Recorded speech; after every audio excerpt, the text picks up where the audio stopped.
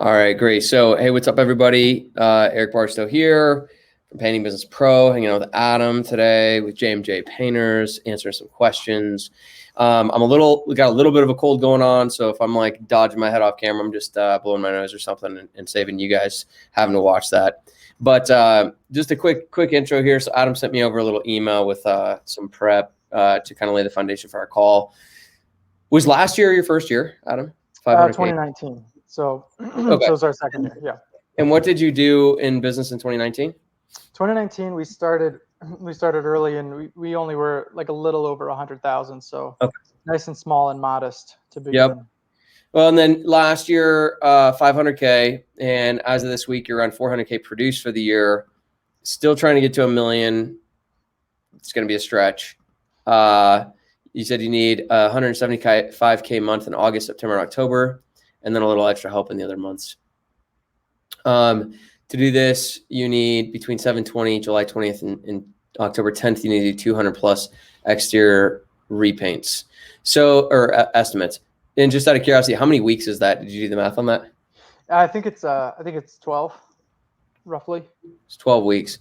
It's a lot of estimates, and that's about 16 estimates a week. You're doing all those yourself? Yep, pretty much. And I've been close to 25 lots of the weeks this summer, but a lot of that are piddly little, trim, Okay. and or just not the right estimate. So spending more time there. So I figure by focusing more, but I'm at 15 a week consistently, at least. And do you have a production manager? Yeah. Yep. Okay. We got a production manager and a half-time office manager. Okay. Is that your wife? No, it's just a guy that, ironically, I went to school with both of these guys, which isn't how we found them, but it just worked out that way. So You do what with both of them? we went to college. I went to college Okay. with both of these guys, but weren't super good friends necessarily. So it wasn't like we went and hired friends, so the relationship helped. But then, it's still easy to transition to professional. Got it. And is your production manager doing a great job? Yeah, he's doing really good. So, and honestly, producing $1 million, producing, 40K a week, 30K a week isn't crazy challenging. That's probably the bigger thing is you need to do 600K in production. That means in 12 weeks. That's the bigger hurdle, I think, actually. Right. Yeah, we're looking at, we're going to have to do at least 45, 50 a week, which he's been close to that. The thing was about it, so we hired him on, I think, the last week of March, and we're in Minnesota. So, we had a little bit in April, and then May was really rainy. So we lost a little bit there, or just wet. And then June was, had my daughter the first week of June. Our office manager was gone in the middle of June. And then our project manager was gone the last week of June, which is when I think I reached out to you, and I was like, I feel like the world's falling apart, but, so it just kind of realized as we got into July, like, okay, we're just behind right now because we had pieces missing in the team. So we produced about 120 in June, even with all that going on. And we were really behind in July. I think we had produced like 25 grand after the first 2 weeks, and we're going to pace for about 110 or 120, depending on how this week finishes up. So We're running at the pace, and we've kind of got a full sub team now, and then a couple of new guys starting. So I don't think 50 is out of the question, and it's definitely not above our project manager's ability level. And what's your bigger goal, Adam? Because I had a call with someone else yesterday, and I was kind of my feedback too is I'm like, why do you care about hitting 2 million this year? Like just looking like now to the end of the year is a little short-sighted. Not that so I'm sure you have some other goals, but those are what's more important is what are you building, right? Then what are you going to hit this year? Because growing from 500 to $1 million is great, and then you want to grow from 1 to 1.5 or 2 is great, and then 2 to 3, and of course we want growth, but is it an arbitrary growth? Hitting a number doesn't mean anything. Sometimes. A lot of times, what will get you more sales this year is not the same thing that will get you more sales next year. Mm-hmm. Like what you could focus on now to the end of the year might be two different things depending on which goal do you want to hit. Would you, so for me, Adam, like if the last 3 years I'd just been striving for more revenue, Mm-hmm. I wouldn't have, there's certain things we've spent a lot of time and effort on the last 3 years that I would not have done if my goal was revenue and profit the last 3 years. Right. But those things I did, so I forfeited some revenue and profit and growth the last 3 years, but we're going to make up for that in way bigger ways because of those more important foundational things we spent time and effort on. Right. So what are your goals? Yeah. So biggest goal is basically to get to phase 3 of the business, right? And to where I can pull back and be moving the pieces and be in a true leadership role. Because as I've just found, as I've grown into now not handling production, my stress level went just like crazy far down. And as our office manager takes more and more off my plate, and now I'm sitting here and I'm feeling the same thing in sales as I was in production of just like, I'm doing the day-to-day work. I don't want to be an employee of my company. Right. Yep. So that's the biggest goal. But we're not in a position from a timing standpoint. I put this in the email, like if we hired a salesperson, it would take a month to hire a good one and then a month to train. And then we're out of time this season. Now we're just paying for an extra guy through the winter. So it doesn't make sense, which is fine. So what we need is to get a really dialed in sales process, which is what I've been working on really heavily, especially the past 3 weeks. So that we're not filling up our queue with bad jobs. So we're filling them with better jobs with better pricing. Because so the reason why we are striving for that million margin, it's somewhat the million revenue. It's a little bit of an arbitrary number, but we need to be around 800 to be kind of like break even after my salary, basically because we have the payroll and our margin. Our pricing was a little messed up still at the beginning of the year. So our margins haven't been as good. So we're just rebuilding to catch up on some of that stuff. But we're going to need to get to 800 at least to kind of be in a healthy spot. But to get to 1 million would put us in a spot where we're actually profitable. We'll be able to get through the winter a little bit better and then reinvest next year into people and marketing to start the year off strong. 800 seems like a really high number when you've just got two team members. Mm-hmm. How's that happening? Like, do you know what your big expenses are? Labor, material, so gross profit, mm-hmm. your production manager, your office manager, and marketing. Those should be your 4 biggest items. Do you know what the percentages are at? Yeah, some of the other stuff, like we've spent money with Breakthrough Academy, with Sales Transformation Group. We're investing a lot in education, which is good, and maybe a little premature in some of the areas. But it was sort of the thinking was like, okay, like a 500,000 company is too small to maybe do some of these expenses. But like, what are the other ones? Those, okay, got it. So you got those, but what are the other 4? Like how are you paying your PM? We're paying him base and commission. He'll make probably around 40, 45 this year. So he's at like 5% if you do it. Yeah. So it's not that. That's healthy. What about your office manager? He's going to make about 20, 25. So between the two of them, you're at 60K, 70K. Yeah. And part of it we're still digging out of the hole from previous years. So like we've got like our tax bill from last year that we're paying, so all these things kind of add up. We bought a couple vehicles, which we're just paying monthly, right? Are you tracking all this on your MVP file? I'm pulling it up right now. Here's why I'm asking is you shouldn't, if your margin is just off by 8%, you shouldn't worry about hitting, you want to get that clean before you even just go and work your ass off. There's smarter ways to accomplish your goals.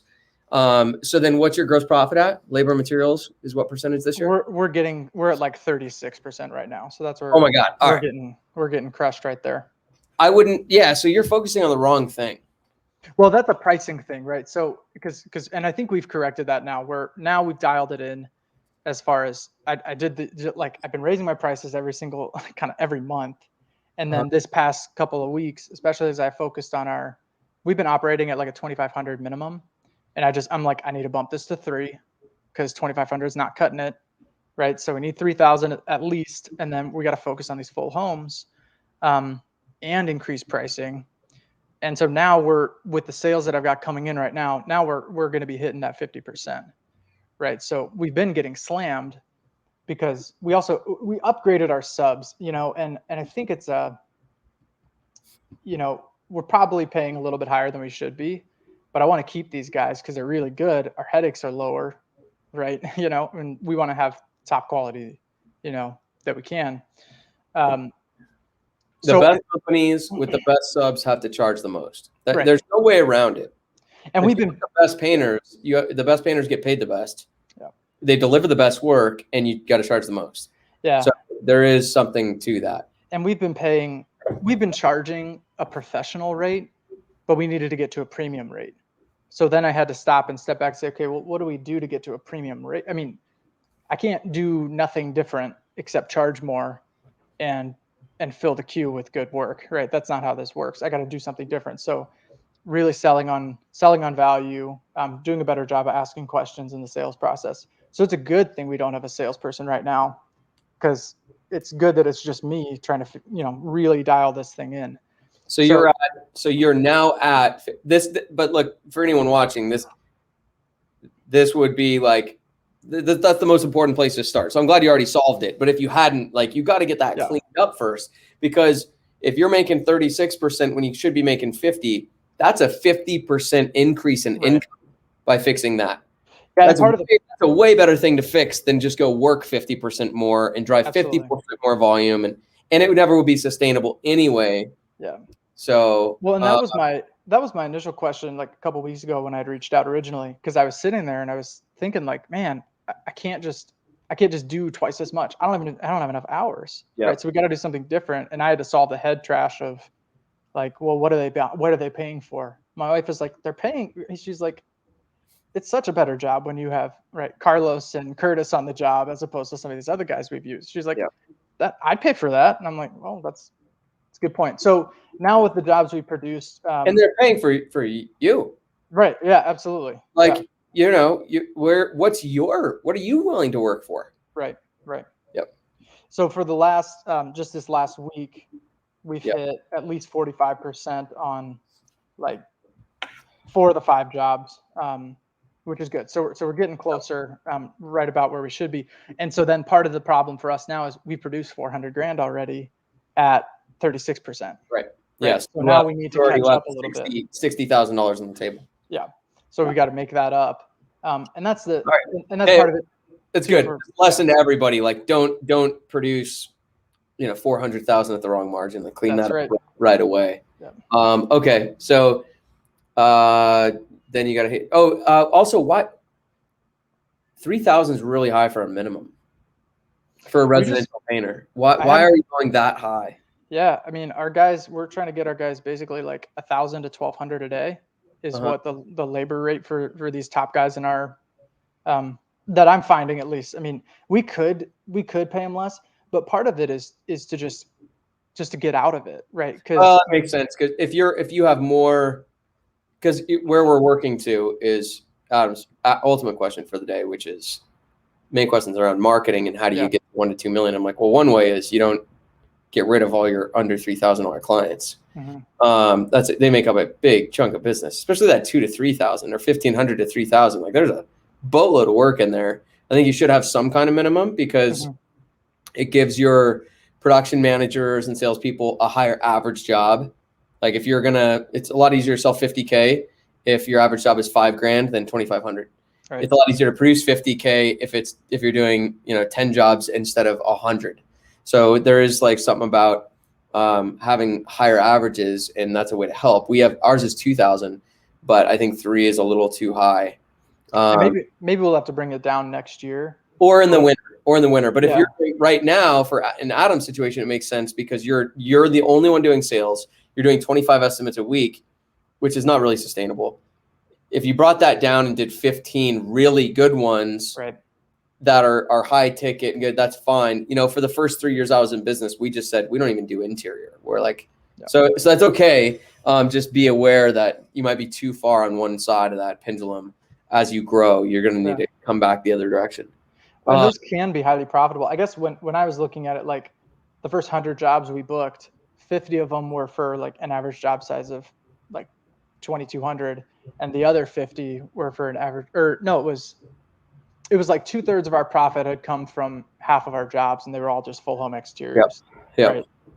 Oh, it's again, the reason it makes sense in your situation is you have an abundance of leads. You could just like say, hey, I can do right now, I'm doing 25 estimates, 12 are small. So I'm just going to do the 13 good ones, add 2 more good ones, and I'll bid more work per week, Right. doing way less estimates. Right. And you're going to pay a little bit more on a marketing perspective that way because you're going to ditch a lot of leads and all that, but it's fine. So anyways, that's all good. And that's part of what makes the 175K reasonable, because we've been doing like 23 jobs a month. We need to do like 28 at the higher average job size. So administratively, we only need a couple more crews, and it's the same kind of number of jobs. Okay. All right, great. So when you say you want to get to phase 3, for anyone who's not familiar with what I teach at Painting Business Pro, it's phase 1 is when you're doing everything. You're doing, and not the painting, but you're running the marketing, you're answering the phone, you're doing the estimates, you're managing the projects, you're hiring, managing the subs. And then, you move into phase 2 when it's like, hey, I'm growing, but I literally can't, I'm busting at the seams. I can't grow anymore by myself. So Adam's in phase 2 right now, where it's hire, first it's a production manager, and usually then it's a salesperson, but you went office manager, which is fine. And then it's a salesperson. It's like, now I've stepped out, I've got just people doing things. So what's phase 3 for you? What's your org structure look like if you're in phase 3? Yeah, I think that, kind of initial phase 3 is going to look like having 1 to 3, probably 2 salespeople next year, and the team, and then bumping our office manager up to full time. So having that team in place where, my role, maybe I'm still doing sub recruiting, right, and I'm still doing marketing, but basically it's where I'm removed at least from the sales to production. Yep. No, I'm not touching the job. Yep. Okay, great. So in phase 3, I've just said it's basically it's like the end of phase 2 when you're like, hey, I now have a team that's doing all the frontline work. So I'm just doing meetings on Monday, essentially supporting my team. And then we're doing 1 to 2 million a year at a healthy 20% or more net profit margin. Right. So I'm making a killer income with limited time, and then you've got freedom. Like, that's the goal, right? You've got freedom to then do whatever you want. That's different for everybody. Some it's, grow the business more, and some it's start other businesses, some it's travel, and so on. Excuse me. I didn't want to reschedule our call again. You're good. It's even my birthday, man. Hey, happy birthday. All right. So, okay. So you want to talk about marketing? Yeah, I guess so. We're using, Home Advisor, which is now Angie Leads. We're using. And you're in Minneapolis, correct? Yeah. Yeah. We've got Painter Choice going. We got Networks, CraftJack. We're not using Thumbtack. We didn't have great luck whenever we tried to use it. It's just too labor intensive. I don't have time to. I don't know. I feel we like we don't even anymore. Yeah. So we've got all of those going, but I was driving so much, and I'm like, I don't have time to drive to these places because I got to be doing other stuff. So I pulled back the service area a little bit. Yep. So that helped. And then we started doing Angie ads. So that's been helpful, producing some. We just got our SEO up to date. We just started a Google ad campaign. What do you mean by up to date? Well, so I had built our website and it wasn't optimized for SEO at all. So you're not ranking on Google. We were ranking, but just in our town. So the surrounding areas, we were on like page 3 or 4. Yeah. Which, is okay. So we were doing okay, but it was a low hanging fruit where, we paid $800 to get our website redesigned. Yep. For $600, ongoing. So, and he's a member of Painting Business Pro, actually, Daniel Clark. So he's. Oh, Daniel Clark. Okay. Yeah. So he's around. So highly recommended, and he's doing some Google ad campaign for us now. So I'm sitting here like, all right, we are just trying to get a huge influx. We got a virtual receptionist who's making our outbound calls. Yeah. So she's qualifying and, setting me up for just the right estimates. Yep. And I guess we still have to wait for some of these things to come through. But I'm sitting here kind of waiting for them to come through and thinking, man, if we're going to try to push to 2 million, I'm like, I mean, I guess this will work. We'll What just I keep would, doing this and pour more money into it. I don't know. yeah. So the reason I asked what your phase 3 looks like is because I would build out an MVP file for what that looks like that year. Yep. Build it now. Build your goal now. Like I can tell you, Adam, like I know what my company looks like if I do $500 million. I know what this is going to look like. I know what the org structure will look like. I don't know how many locations we'll have, how many leads a week. I know, you want to think through and like actually take a few hours to do the work on that. Because once you can visualize it, it's a lot more direct path to get there. Yeah. Because for what you said, full-time office, 2 sales and a production manager, how many estimates a week do you need? I think we'll need 30 to 40. Yeah, 40 be a high end, Yeah. because really like you won't be able to rein in the service area as easily. And you're going to start having a little bit more like there, as a company grows, there's going to be more like meetings, more admin, more CRM. As you get more organized, like you're just going to have your team doing more things than just crushing estimates. And your team's not going to want to hustle as hard as you do necessarily, right? It's your business. Yeah, I forget that. And so I'm just telling you, like, I do know people who have sales reps who are out there doing 20 to 25 estimates a week, and that's awesome. And I know that our team, like, we don't really push for those numbers. We'd rather have them do fewer estimates and have a really high close rate and all that. And have a life balance and love where they work, and they still perform really well. So anyways, let's just say it's 30 estimates a week though. What's your sales rate right now? Around 35-40%. Okay. So you're working on that. That's getting better. Is that 35-40% now that you're at the correct margins? No, it's going to be, that's what it was before. It's going to bump up probably to 45-50 now. Because the sales process is going to go up even though you raise your prices. Yeah. I mean, it's been crazy even just the past couple of weeks. I mean, we just did a couple of things, like we started presenting on site again. I stopped that for COVID, and I just was like, I just gotta put that back in. I mean, it was unbelievable. So it's been a game changer. So there's little things like that. That's not a little thing. Huge things like that are small changes that are making a huge difference. So your sales rate's fine. Your average job size is what? 4,500. Okay, so if you've got a 40% sales rate and $4,500 job size, just doing the math, you're closing about $2,000 an estimate. Yep. So if your sales reps do the same thing, then 30 estimates a week would be $60K a week. Do that 40 weeks out of the year, and you've got a $2.4 million business. So you really only need, so what I would suggest is, like, you do want to think bigger picture, but since your goal right now is like get to phase 3, you kind of just need to think about that next step. Sure. Right. So your email, is like, how do I get to this 1 to 2 million? How do I push past that? And I'm like, well, extend that service area back out. Yeah. That's it. You're not ranking on Google in a lot of places. You, what else did you say? So you pulled back service area and lead services, bump that back out, lower it from 3,000 back to 2,500 or 2,000 for your average your minimum job size. Your website, once that ranks on SEO, that's going to bring in more business. Right. And what you can really focus on is a lot more reviews on Google. Because that'll just that'll improve conversions for when you do get seen. And then, BBB, Nextdoor, Angie, that's all good. The other one, though, that is a huge miss is Facebook. Now, Facebook's a little messy with their iOS update, and it's been a little bit of a mess. But, dude, we're smashing it with Facebook. It's funny, and I figured this would come up, and I almost included in the email that this is like we don't want to use Facebook, and it's a matter of principle. As far, like, I know it's probably, I think it's probably the best marketing avenue there is right now. What's the principle that you're so against? We don't like social media. I feel like social media basically promotes addictive behavior, and they're doing it intentionally. And so it's like, on principle, as much, and I go back and forth about this so much, and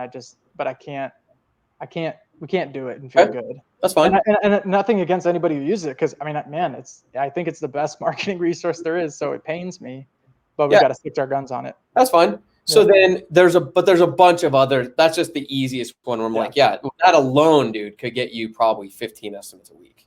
Right. I mean, And that's why I'm hoping that the Google ad campaign it won't. will sort of behave similarly. It won't. It won't. Yeah. It just won't. You're competing with giants. You just Right. It's Yeah. going to be very hard. See, when on Google Ads, it's really hard to drive a lot of volume on Google Ads because you're competing against companies like HomeAdvisor, Painter Choice, and Thumbtack, Right. and Angie, who have unlimited budgets. Right. See, like what HomeAdvisor, when HomeAdvisor gets a lead on Google, they sell that to 4 painting contractors for $125 each, at least a full exterior lead. Yeah. Yeah. You want. Right. So that's what you're going after. Well, HomeAdvisor gets about $500 for that lead before they sell it. Right. A roof and a cleaning and a land, because that's a customer acquisition for HomeAdvisor. Mm-hmm. They're getting 500 right away, but that's just but now they have a customer. So good business sense says we are willing to spend up to 500 to get that customer. Right. Right. Because then we make our customers happy, our painting contractors, but we also have that customer to sell more services to. Yeah. Yeah. You cannot compete. So I compete against HomeAdvisor with Painter Choice. I don't really do much for that company, but my partner does. And we've messed with this where, like, if you want more of the ad share, the only way to do it is to pay more, basically bid more, because you're not going to beat them on quality score. You're not going to beat them on any other metrics. So you can raise your bid. They have automatic bid adjustments in place that no matter how high you go, HomeAdvisor will outbid you. Huh. And they'll just drive you out. And that's why you see that between HomeAdvisor and Angie, they've got like 80% impression share on Google, because they own it, because they have deeper pockets than anybody does. And they have more data to make better performing ads than you. Sure. Yeah. So you can't. So anyways, just not to burst your bubble. No, but it's really good feedback. You're not going to get tremendous volume from a Google ad campaign. So with the why don't they play in Facebook more? Are they just, it's just a harder because they don't have like a designated profile to work the ads with? Well, you mean HomeAdvisor and why isn't it the same story with Facebook? I'm just curious how that works. We haven't messed with that a lot. Well, first of all, it's a totally different ad platform. Yeah. Facebook has unlimited ad positions. If there's a search on Google for exterior painting, there's only one top position. Right. But on Facebook, there's like everyone's news feed, and there's a new little position every time they scroll. Mm-hmm, mm-hmm. So you're not competing for 2 positions with these giants. There's just thousands and thousands of positions. Yeah. So in Facebook, it's the whole of the advertisers that drives the price up. One person can't just like own it. Right. HomeAdvisor can't bid enough. They can't bid enough to just own the market share on Facebook. Right. Because there's too many positions to fill. Right. Yeah. But there's only a couple to fill on Google. Yeah. So that's the actual. So anyways, that tangent set aside, SEO is going to be really big. Mm-hmm. Expanding your service area is going to be really big. You're going to need to, honestly, the easiest thing, I think, just with those, Yelp is one on here. I don't see on your list. Right. I'm using Yelp. Not yet. What? Not yet. Yeah, so that one will be huge. You can drive a boatload of business from Yelp, but you have to spend a lot of money and manage it really, really well to get a really good reviews. And as you get more and more reviews, your advertising dollars go a lot further. So it just takes more upfront investment, just like SEO does. Right. If all you did was expand the service area, SEO kicks in, you add in Yelp, you're going to be at your 30 estimates a week. Right. Okay. Then from there, man, you're like, hey, I've got 2.4 million, then, or 2 million a year, 2.5 million a year, making, 3, 4, 500K a year, you could just retire. Yeah. Be one option, or you could start implementing other campaigns. For example, there's opportunity in really blowing customers away and putting better referral campaigns in place. Right. There's an opportunity at that point, Adam, that may be the point where you're like, look, I've kind of exhausted my marketing options, all the traditional stuff in residential, because I'm not willing to do Facebook, and I'm not willing to do door to door, and I'm not willing to just do massive flyer drops, or you start saying, I could start like testing radio and testing direct mail and testing this. So there's kind of things that start being more like toss-ups. You still have plenty of guaranteed ways to get more leads. Right. But then there's the things I don't like, or the things that maybe won't work, or the things that I'll have to test for a long time. And you'll start getting diminishing returns. Right. Then you could just be like, okay, now's the time to add another service because you have the time to build that model, or add commercial. Right. Because commercial is where you're building recurring business. Yeah. Yeah. And that's one of my thoughts for especially next year, once we get things kind of rolling and we're in that spot, is to just pursue those relationships, and just do that myself, where right now I just don't have time to build the relationships, Right. But like, we have the commercial course, and I've stumbled via lead services or just wherever. I mean, we've got 3 decently sizable commercial jobs that are out right now. We're kind of in process, which is, so we've got the confidence to do that. So that was like the temptation of like, we should just throw it all away and go with commercial. But no, you'll have a great, because your residential is going to lead into that. So anyway, then it's like you could just start chipping away at those relationships. You also still have an opportunity, Adam, to help your sales guys get up to like a 55% sales rate. And now they're doing $3 million a year, same lead volume. You're going to help your production manager do better with job site marketing. You can have a better referral program in place. I mean, our top sales guys are selling 65% of their bids. And I think we can still get better there. Yeah. So that's like your shorter term is like, hey, here you can see now like 0 to 3 million on residential alone. Right. Without having to go against your Facebook stuff. Yep. Right. Which I got nothing about that. It's like, great, man. Good for you. So, but you got 0 to 3 million right there. And then you start going and saying, okay, now I've got all this free time. I'm going to start going and adding some B2B relationships. And those will be like, every one you add, it's another 100K a year. Right. Right. So it's like, let's go build out 30 of those, 50 of those, 60 of those. Yep. So that's kind of the here to 5 million, 10 million. Along the way, what you will run into as a challenge before marketing, because those things are all fairly obvious. Building leaders. Yes, because you're going to have, honestly, by the time you get to 3 million in residential, you're going to need another PM. Right. So now you're going to have 4 people there and an office manager. That's 5. And then you start going after commercial. But you start doing enough with that, you're going to need to hire a commercial PM and a commercial salesperson. Now you've got 7 people. 7 is a lot of direct reports. Yeah. Yeah. It's too many, I believe. I think you don't want probably more than like 5 people reporting to you. And so now you're like, okay, now I've got to like actually develop leaders. By the time you're doing 3 million in residential and 1 to 2 million in commercial, you have the next big challenge in building your business, which is building and developing leaders in a way that doesn't downgrade the quality of your company. Right. It is tough, man. It's why most companies never get past 5. Yeah. They just don't. I mean, in painting, for the last 20 or 30 years, like the big, repaint companies out there are 5-6 million. Now there's some guys who are doing massive construction, and there's some quiet ones, but in general, you go talk to people who have been in all the big networking groups and part of PCA and all that, like 5 or 6 million is like some of the big dogs. Just building those leaders is going to be like that. That'll be the next hurdle before marketing and driving more businesses. And then it'll switch back to marketing. As soon as you can build leaders, then it's marketing again. And that's where we're at. So now we're starting to think through like, how are once we capitalize on all traditional marketing, how do we reach more of the market? And that's the question and the challenge we're starting to answer is like, how do we do that? I mean, we'll continue to expand geographically more, but then how do we go beyond that? So we've got a bunch of stuff we're going to be doing, but that's how you're going to get into that, 2-3 million.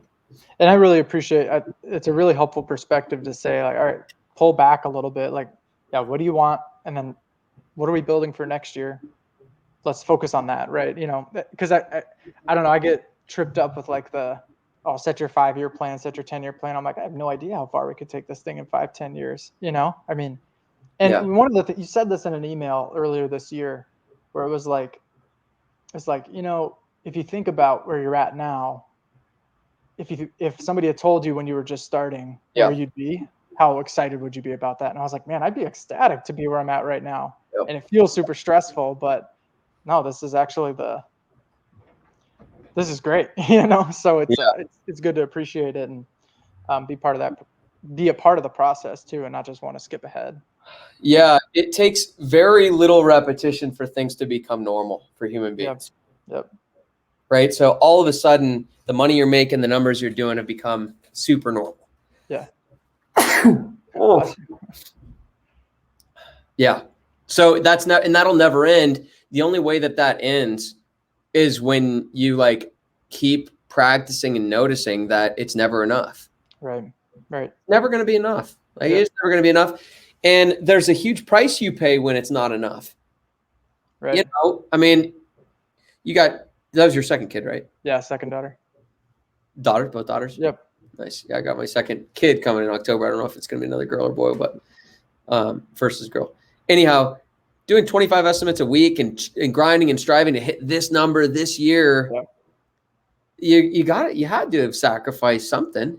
Mm-hmm. You know, some time with the kids. Maybe you sacrifice working out. Maybe you sacrifice sleeping. Maybe you sacrifice taking a Friday off to go to the park with your kids. Right.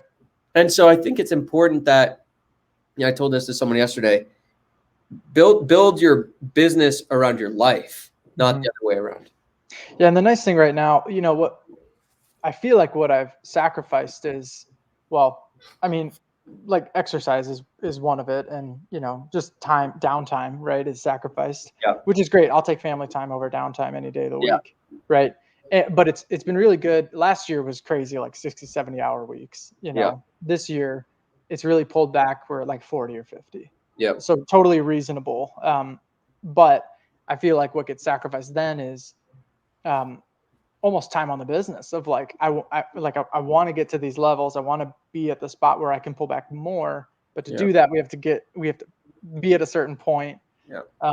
And then we fell behind a little bit. So now we got to catch up, but how do you do that without sacrificing family? So that's been a tricky thing, but like you said, you know, to slow down. The answer is you slow down.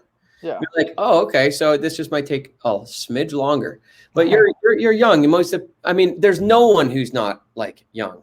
When you think about how far you can go in 3 years. Right. You know, when you're looking out in the future, 3 years feels like a damn eternity. Mm-hmm. Like, oh my God, that's so long. Like, I don't want to wait that long. I want it all right now. Right. But then 3 years from now, you're going to look back and be like, man, that flew by. Yeah. You know, so what if it takes 6 more months? Right. You know? Yeah. And what you don't want to do is, I don't want to be 3 years from now and be like, man, I missed that time with my family. Right. That's. Or the other part of it, Adam, sorry, I don't mean to interrupt you. No, you're good. About this, because it's such a thing. But more than like even the time with your family or all that, because like we all get it done, you know, and because of the way our brains work, we will always talk ourselves into being happy with what we've got. You know, that's just, you know, it's cognitive dissonance. You're going to be like, no, you're going to justify and sort out and justify yourself. But so anyways, you'll sort that out, but it's the stress and the panic and the quality of your moment to moment life when you're stressed and panicked about getting to some target that's freaking arbitrary. You know, Adam, I've never hit a goal, and I've hit every goal I've ever set. It just took a little longer than I planned. And so just know, like, dude, there's no question you're going to hit $1 million in a year and 1.5 and 2 just because of the way you invest in yourself and educate yourself and work and you're motivated, ambitious, and all those things. You're going to get to these targets, and it just might take longer than you thought. But why did you think it would take this long? You had no idea. You made it up. Right. You made it up, and then you panic and stress and overwork and cut sleep, and then you're okay with it because it's all good. Yeah. But you're going to get there, and then what are you going to do? Right. You'll create new problems. That's the other thing you're going to do is you'll say, well, as soon as I get to phase 3, then that's my goal. So I can be in phase 3 and then I can spend time with my family. It's like, no, that's BS. You're going to get to phase 3 and be like, how do we get to 5 million now? Right. You'll hire another person. There's always more work to do. Yep. So, that would be my other thing that I won't stop talking about lately. No, and it's good because as much as I'm talking to a lot of different people in the industry, right, and just trying to be as engaged with all these groups that I'm a part of. But you hammer it in like with more passion than I hear anybody talk about, and I appreciate it because the reminders are constant and necessary, right? Yeah. Because I have to remind myself more often than I remind all of you. Yeah. Because it's how the world is set up. Like you didn't make up working hard and like grinding. You were sold that, and the world keeps selling us that. And my experience, man, from like going to the other side of it is like it's just more enjoyable. Right. And look, I also find that like my performance is better when I slow down. Yeah. I actually perform better. I think I'm actually going to go a lot further not being rushed and panicked and striving so much and just being like, look, I'm just going to take my time and build this business right in the time that I have to build it. Right. It robs some of the joy out of the business when it's all just hustling to get to a number, because the second you get there, there's just another one to hustle to. And so I've enjoyed a lot more working a more manageable schedule and just saying, this is the time I got to work and I'm just going to build this business and it's going to take however long it takes to accomplish the goals that I have. And I know, dude, it's going to turn out. Yeah. I'm going to take it. I'm going to accomplish those goals. This might take 3 years longer, 10 years longer. It doesn't even matter, man. Right. I know I don't want to not work either. So don't tell yourself that lie either. You as a performer would be bored out of your mind with only a day a week of work. You're like, I got to do something. Yeah. Yeah. So try to find that balance now rather than, in a year or 2 years where it's like, I'm going to overwork and then underwork, then overwork and keep doing that dance. Like, where's the balance now? Right. Yeah. And I think you chopping down to 15 hours a week is smart, or 15 estimates a week is smart. Yeah. It's been, 25 was brutal, but well, 25 and also being a business owner. It was just crazy. But you've got an office manager, production manager, but it's not like they never call you. Right. Yeah. Yep. Does that answer your question though about like, okay, how does marketing get there? Yeah, it does. And I guess I just sort of forgot about expanding the service area of like, if they've got the time to drive, if they're a full-time salesperson, that's part of it. You can drive, a half hour to your next appointment. That's fine. I don't have that time right now, but the other thing I'll just tell you, man, is you might get to a point where you're at 2.5 million and you're making 450 or something a year. And you're like, honestly, like, I'm good with this. I'd rather just like slow down and just make this business better. Same revenue, but just make it better. Yeah. I think that's probably what we'll do. Before we start, because I want to build a good foundation in case we do want to scale to other cities. I think it's because I think that we've just got to, there's a lot of reasons for that, but really hammering it down and getting it really, really solid so that people can come in and have a successful place where they can go work, right? That's our biggest thing is really for our employees and the subs, to give them a place that's like actually life-giving. It's hard to find. And it takes, I'm just telling, like, that's the game I'm playing. Yep. And it just takes like, so much work to create and design that. Yeah. Because you're going to have a really hard time building a place where like we attract great subcontractors and they love working for us compared to others. Mm-hmm. But man, I'm passionate about, painters and subcontractors in this whole industry. Like, they're not thriving. Right. Even the ones that are working for us and are making great money and love and choose us over everyone else. I know, man, we could do so much more for them. But if your team isn't stellar they're not even going to be effective at empowering and building subcontractors up. So it's taking us like years to get a team so good that they're thriving, that then they can go and help. That takes a lot of time. Right. And I think that will be the competitive advantage, is people who have the discipline to go slow and deep enough. Look, everybody is sprinting and everybody has access to the same information.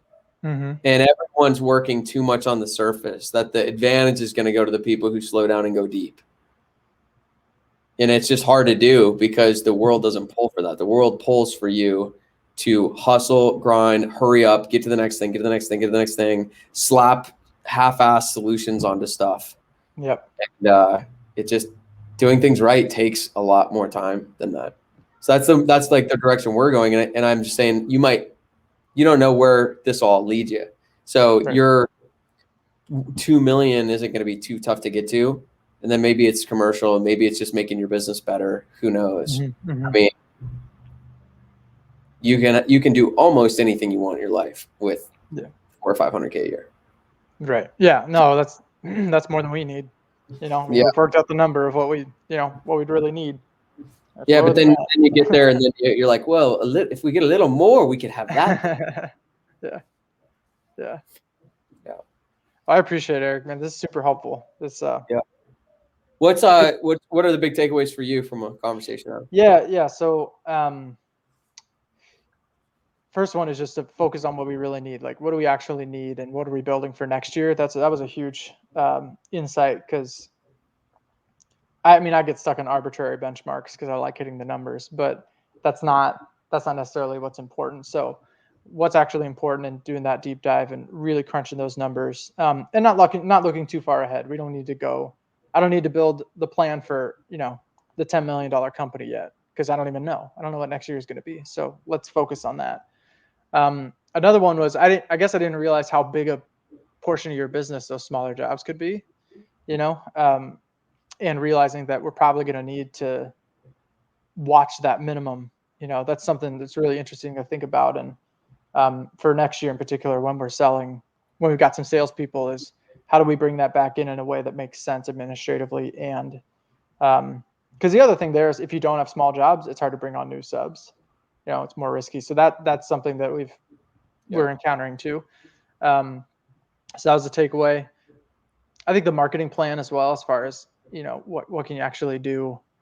Because we're putting the building blocks in place. Yeah. But then you need some patience, and then realizing we've got the building blocks in place. Yeah. We're doing it at half the metro, expand it to the other half of the metro, and you've just doubled, right? So and then add in your SEO, and add in Yelp, right. and add in a better referral program and more reviews online.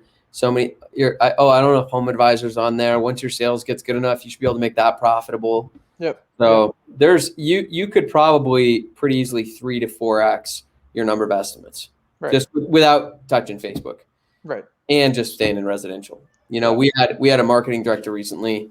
I hired 2 for all the companies, and Ricky's one of them. And he, about 5-6 weeks ago, probably took over accountability of marketing for Foothills Painting, and in 6 weeks took us from 70 leads a week to 125. That's wild. It's not like we were like not doing stuff. He just, that's an expert. So that's the other thing, is when you're at 3 or 4 million a year, you might say, hey, I'm going to drop $100,000 on a superstar marketing director. Right. Who's going to help take me to 10. Yeah. And and that's the thing too, is like the part that I enjoy, that I really enjoy working with the team. That's my favorite part, is talking to the subs and our employees. So it's like, I'll hire more people. And like you said, at some point you get to have too many direct reports. Yeah. But even then, hire a general manager who can handle a lot of the other reports, or promote, right? Oh, yeah. And then give that's opportunities. Yeah, but that's life-giving for me. It's those things important into those guys. So that's exciting. I'd rather not be doing marketing. I'm not an expert at anything. So, so that's the other thing too, is like, and maybe this is something you can speak to quick. I know we're going long here, but I'm just sort of identifying that I'm not going to be an expert at any of this stuff. What I need to be an expert at is the team building and, pouring into people. Yeah. And so it's like the resources reading tons and tons of books, and, in all these coaching things, but in your experience, what's the best way to learn and become that, like, a world-class expert at team building, leading people? It's a good question. That's a long answer. Yeah. What's your short answer?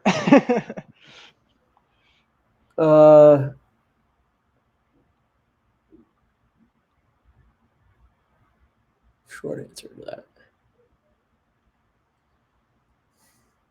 It's hard. That's a hard question. The question is how to get good at leading and developing people. Mm-hmm. I have some. That's where I'd like to go with PP Residential, is provide that. So the way that I'm obviously teaching people to build this business is you go phase 1, and then once you get done phase 1, you go phase 2 and build your team, and then you're into what you're talking about. Right.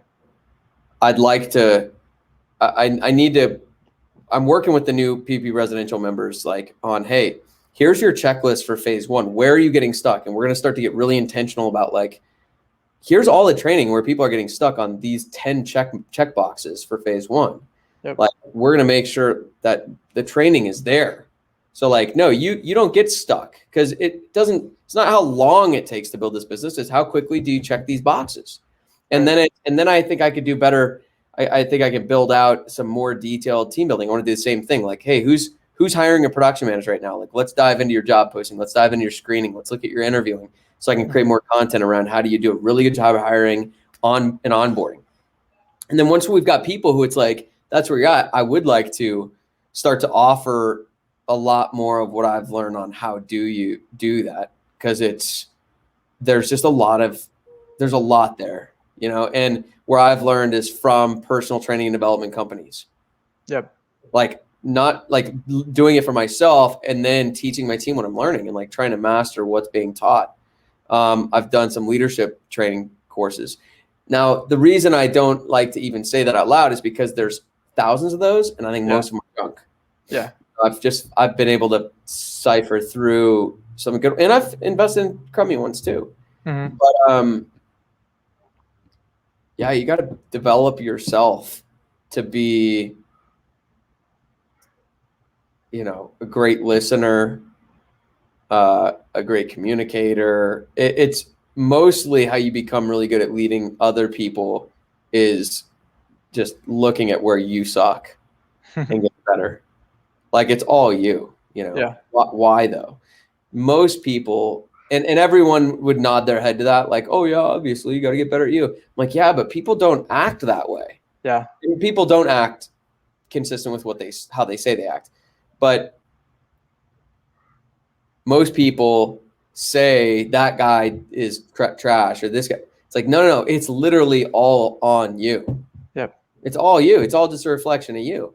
And so it's that feedback loop of every single time I'm not effective at something, why not? And being able to find resources that can train and develop you on that. Yeah. Look, building teams and leading people is one of the hardest, but also most valuable skills that you can master. Right. So it just takes a lot to master, and most people won't. Again, it's why most companies don't go really big. Right. But I'm with you, man. That's the fun stuff. And then furthermore, it's how do I build and design a company that has that happen? Mm-hmm. Like, it's beyond me. Like, I can't be the one to do it anymore. Our company's too big to be the one that does that. Yeah, and I think about too, just a lot of that, like how few companies outlive their founder, and really thrive after the founder. And like that's the indication of good leadership. Does it do fine without you? Does it thrive without you? And yeah, I'm thinking about that of like, man, that'd be a good spot. Yeah. So when you get to that point, man, we can talk to me then. You've got plenty of steps to happen before that happens. And along the way, you're going to be helping your team. It's whether it's helping them with their systems, their scheduling, or how they manage their integrity, or how they take responsibility, or like, there's a lot of things out there. There's almost too many things out there. That's the challenge. How do you get to the heart of what drives performance? Right. There's literally thousands of books on leadership. Okay, well, I'm not going to read 1,000 books. What's the heart of leadership? Yeah. That's the stuff you want to look for. Awesome. Yeah. Cool.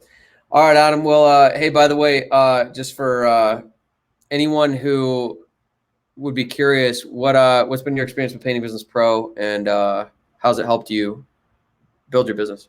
Oh man, we wouldn't be anywhere without you guys. I mean, it was sort of like our sign was, I was thinking of starting a painting company, went and looked, and I'm like, there's a course for that? Are you kidding me? And so that was our kind of like, okay, let's do this. And I mean, man, over and above what I could have ever imagined would have gotten.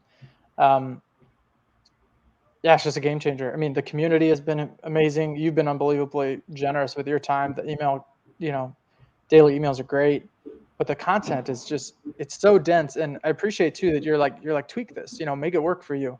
And we haven't had to tweak too much. And we hear people all the time say, just follow the course.